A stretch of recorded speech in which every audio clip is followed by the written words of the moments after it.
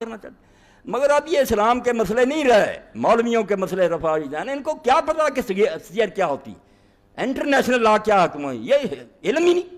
میں نے جامعہ میں اس دن خطبہ میں نے کہا بخاری میں اب باب الاحکام نہیں آتے، حدود نہیں آتے، بیو نہیں آتے، مزاربار ساتھ، بس آپ طہارت اور نماز پر لڑتے رہتے ہیں کہ رفع جان کرو۔ وہ کس نے دین قائم کرنا کہ قاضی کس طرح بنے، گواہیاں کس طرح لے، حکومت کس طرح بنے، سارے چیپٹر ضائع کریں، پڑھتے ہیں استادوں تک کو نہیں خبر کہ انہوں نے کیا۔ تو اس لیے اللہ کے بندو، میں نے مختصراً بیان کر دیا کہ یہ فتنے، کہیں عورت کا فتنہ، کسی کو نماز سے نہیں، کسی کو عورت کی آزادی سے نہیں۔ عورت کی آزادی کا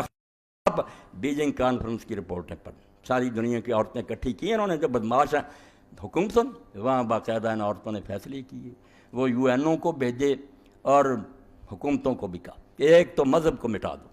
عیسائی مذہب ہے، یہودی، کوئی اسلام ہے۔ پہلی سفارش عورتوں نے کی کہ ہماری راہ میں سب سے بڑی رکاوٹ مذہب ہے، ایک خدا رسول آخرت مٹا دو تاکہ لوگ آرام سے عیش و عشرت کی زندگی گزاریں۔ دوسری بات کہ نکاح کی رسم ختم کرو، کہیں نکاح نہیں ہونا چاہیے نہ رجسٹر، یہ خواہ مخواہ کا ایک تکلف ہے جو لوگ کرتے، آزاد جنسی تعلقات کی اجازت دو کہ جہاں جی چاہے مرد عورتیں اپنی خواہش پوری کریں، اور جو ہم جنسی ہے کہ مرد مرد سے بدفعلی کرے اور اس کا جواز دو۔ یہ خواہ مخواہ کی رکاوٹیں مذہب نے ڈالی ہیں، ادھر لے جا رہے ہیں دنیا کو، اور آپ ان سے تعامل لیتے ہیں اور کہتے ہیں ٹھیک ہے ان کا ساتھ دو، وہ اتنے بیوقوف نہیں ہیں کہ آپ کے اسلام کو مضبوط کریں۔ ان کی نیتوں میں وہی ہے جو قرآن کہتا ہے کہ ان کے اندر چھپا ہوا کہ کسر نہیں چھوڑنی، رسول اللہ کا نام مٹا دینا۔ اور میں آپ کے سامنے کہہ رہا ہوں، کانپتا ہوں کہ ان حرامزادوں کا کیا ذکر کروں جن کے یہاں یہ عقیدہ ہے کہ مسیح نے کہا تھا کہ شیطان قید ہے، وہ چھوڑ دیا جائے گا اور 1000 سالہ اس کی سلطنت ہوگی، پھر وہ برباد ہوگا، پھر میری حکومت آئے گی۔ وہ شیطان محمد ہے جو چھوڑ دیا گیا تھا، اور اس نے اس کو اینٹی کرائسٹ کہتے ہیں کہ مسیح کا دشمن پیدا ہوا جس نے مسیح کی عزت کی بجائے اپنا ڈنکا بجایا۔ وقت آئے گا کہ اس نامراد کو جھوٹے کو ہم جھوٹا کریں گے، نعوذ باللہ نعوذ باللہ، اور مسیح کی حکومت قائم کریں۔ ان سے دوستیاں کرتے پھر شرم سے ڈوب کر مر جاؤ اللہ کے بندو۔ وہ مولانا کی کتاب المحجۃ المعتمدہ بھی چھپاؤ، بالکل کانگریسی مولویوں نے ہیلے بہانے بنائے تھے نا، علمی طریقے سے قرآن اور سنت سے مولانا نے بم مارے کہ اللہ کو چڑھا دو، جو کہتا ہے دشمن ہے اس کو جھوٹا کہتے، اور رسول اللہ کی حدیثیں ان لوگوں تک پہنچاؤ تاکہ مسلمان اگر کچھ نہیں کر سکتے تو غیرت تو رہے، ہاں رسی جل گئی پر بھر نہ گئی۔ اگر ہم بس بھی ہو گئے ہیں تو اتنا تو نہیں ہونا چاہیے کہ ہمیں رسول اللہ بول دیں، قرآن بول دیں اور ہم کفار کے غلام اور خادم بن جائیں۔ میں آخر میں ایک بات سناتا ہوں، مسلمان جس کے اندر رائی بھی ہے نا حب رسول کی، کبھی وہ چمک اٹھتی۔ ڈاکٹر غلام رسول سے انگریزی دور کا آغاز تھا، وہ گئے MBBS کر کے آئے، وہاں سے ایک یورپین عورت لے آئے، اس عورت کے عشق میں سب کو بھول گئے، نہ نماز نہ روزہ نہ کچھ نہیں، بے دین، مگر قرآن شریف ایک برکت کے لیے گھر میں رکھا ہوا تھا۔ اب گھر کی مرمت شروع ہوئی، یہ گئے تھے کلینک، اس عورت نے وہ قرآن میں جو اٹھایا اور گندگی کے ڈھیر میں پھینک دیا، دے دیا لوگوں کو۔ جب یہ ڈاکٹر صاحب آئے، انہوں نے پوچھا کہ یہاں ایک کتاب تھی، اس عورت نے تمانچہ مارا، اس نے کہا آپ نے اس کتاب کو کیا کرنا تھا، آپ نے تو کبھی پڑھا ہی نہیں۔ مسلمان کا بچہ تھا، بڑی غیرت، تھپڑ مارا زور سے، ورنہ کبھی اس کے سامنے نہیں بولا۔ اس نے کہا حرام زادی، تیرے عشق میں میں سب کچھ برباد کر بیٹھا، پھر اللہ کی ایک کتاب نشانی پڑھی تھی وہ بھی تو نے دے دی کوڑے۔ اور رات ہی کیا ہوا، پھر اللہ کے رسول علیہ السلام کی زیارت،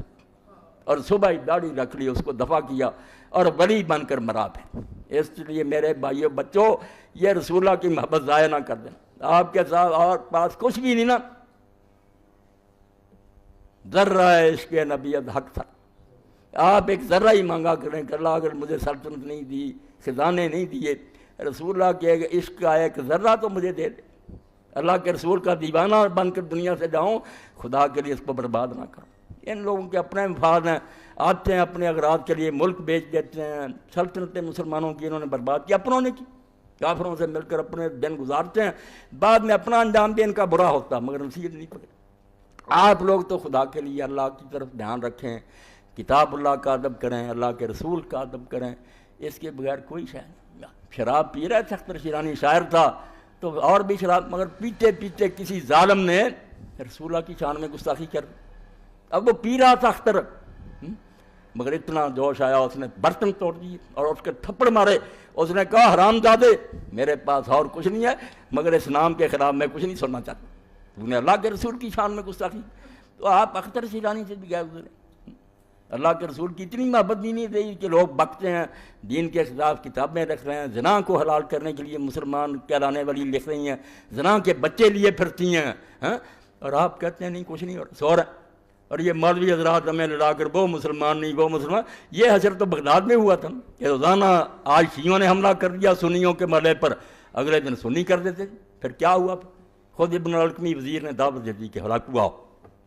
سلطنت گئی، آخری خلیفہ مستعصم کپڑے میں بیٹھ کر، ہاں، جو چین سے لے کر اسپین تک کا حکمران، جوتے مار مار کر پھر انہوں نے ہلاکو خان کے لوگوں نے مارا۔ مسلمانوں میں اتنی طاقت بھی نہیں تھی کہ خلیفے کو جوتیاں پڑنے سے بچا سکے۔ تو یہ حشر نہ دیکھنے کی آپ نیت رکھیں، اللہ کی طرف آ جائیں، رسول کی عزت کریں۔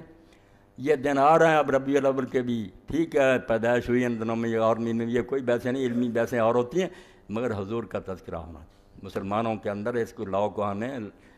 جگانا چاہیے۔ حضور کی محبت کے بغیر کچھ نہیں، رمز قرآن روح ایمان جانے دی، ہست حب رحمت للعالمین۔ نہ قرآن میں اور کچھ ہے نہ اسلام میں، حضور کی محبت ہے، یہ ہوگی تو انشاءاللہ سارا کچھ ہوگا۔